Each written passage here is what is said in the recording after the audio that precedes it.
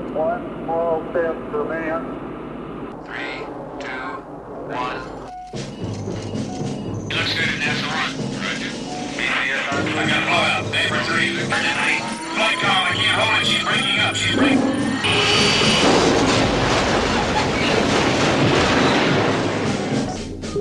Gentlemen, we can rebuild him.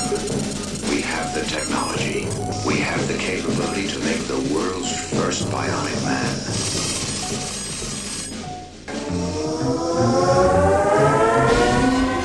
All the way down, man.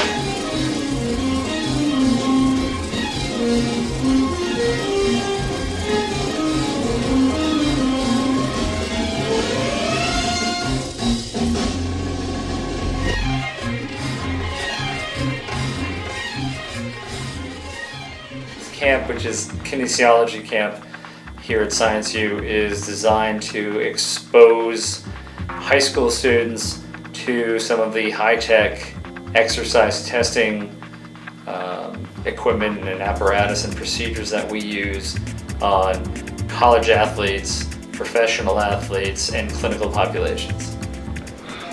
I enjoyed the camp a lot. I thought it was very educational and fun. I really enjoyed the Vo2 Max Testing because it's something that sort of cool to know about myself and something I can improve upon in my athletic career. Sure, a Vo2 Max test tells us the maximal amount of oxygen that you can take in, your body can take in and actually utilize. And so when we have the students hooked up to our machines with the mask and the hoses and whatnot, we are actually collecting all of their expired air.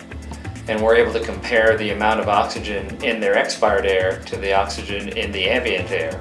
And based on the differences between those two values, we know how much oxygen was consumed by the student as they were running on the treadmill. Now when Joe talks, you can hear him. It's weird. In this kinesiology camp, I really liked that I could meet new friends who are interested in the same topics that I am.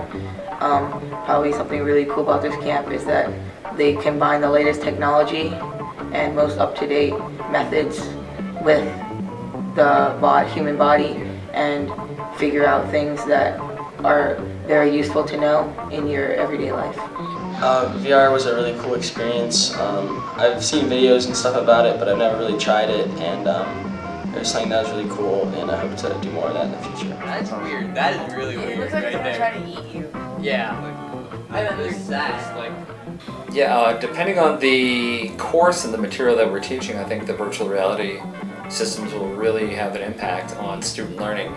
This past semester I used virtual reality simulations of heart physiology overlaid with an EKG, and that allowed for the students to not only see the action potentials of the electrical impulses from the heart being produced, but it was able to show them the pathways that those action potentials take through the cardiac tissue and what the consequences of those differences were on the EKG.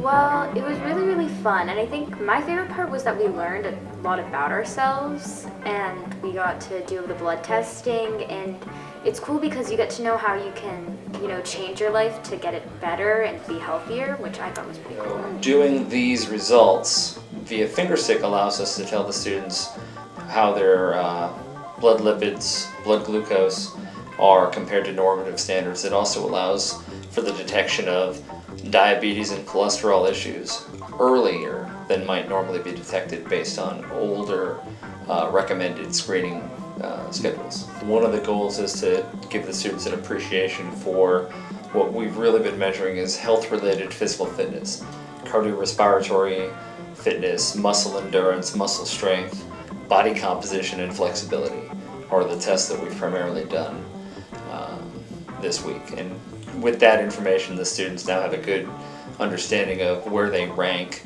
compared to their peers from an athletic standpoint.